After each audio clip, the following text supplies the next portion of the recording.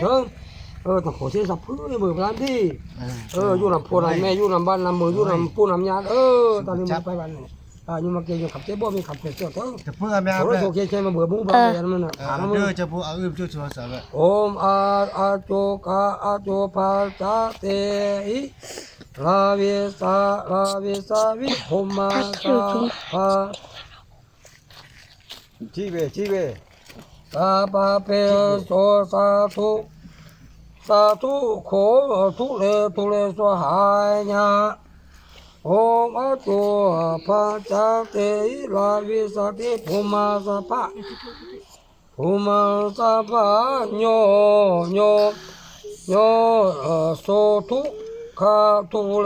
ลสวหายะโอมอาจุภาจติลาวิสาติภูมิสัพพะโยโสทุโขทุเลสวหายะ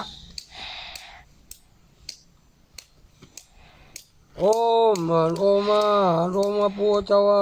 สานุปูเจ้าวาสนะไอสีปักหาดังเข้ามาเอาเครื่องเอายังเครื่องกิจบุษาเทุกขาทั้งหลายหมีโยนันยิงทนทุกสิ่งบ่ให้เทียนทุกตายเทียนทุกตายบุษาบ่ให้เสียตามอุปาเทศอุปาเทศโยถอยตัวเด็กน้อยนางตาผู้นี้หายยิงอ่อนสัพพะพญาคนนาคันธะสัตตะสัพพะพยพยกันวันทานรจงเฮเด็กน้อยนางตาผู้นี้มีอายุมันยืนยาวสัพพะอุปทะเวลาจงเฮเด็กน้อยนางตาผู้นี้หายโคขัดหายยาหายมีสายันติตุเลสหายะ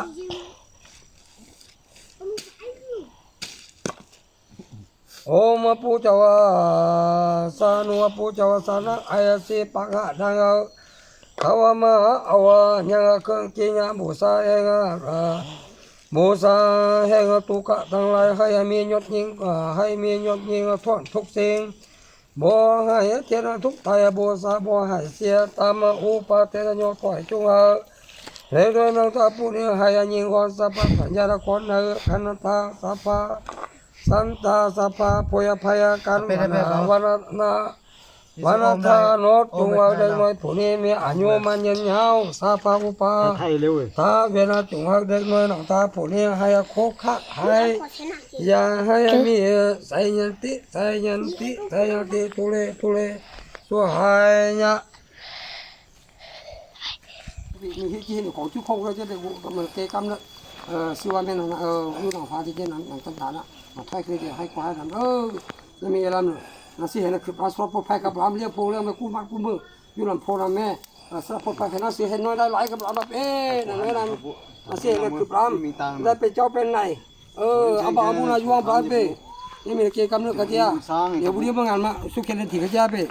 ปาเต้ไปหาเป็นคนสลัดหาเป็นคน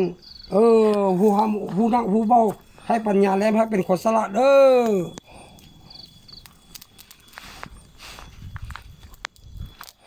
อายุลำโพลำแม่ให้เป็นเลี้ยงโพเลี้ยงแม่เลี้ยงปูเลี้ยงยาเลี้ยงยุลำบ้านลำเมืองให้เป็นคนรักคนแหลมให้เป็นคนดูคนมันเด้อ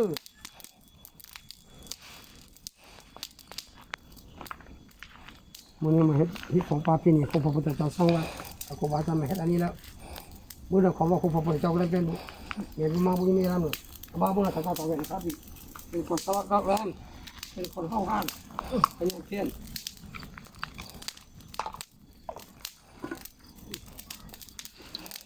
แล้วจีบว่ามันจะเป็นเรื่องไหนจะแมนมาแผนละงูแมนใหญ่อยู่อ่ะมันเลยจีนอยู่อย่างไงแล้วหนูเลยจีบบุญกันก็ถูก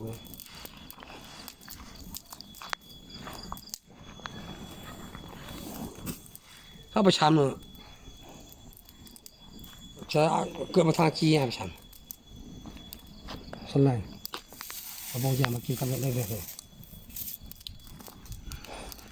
จะไต่ขี้เพียงไต่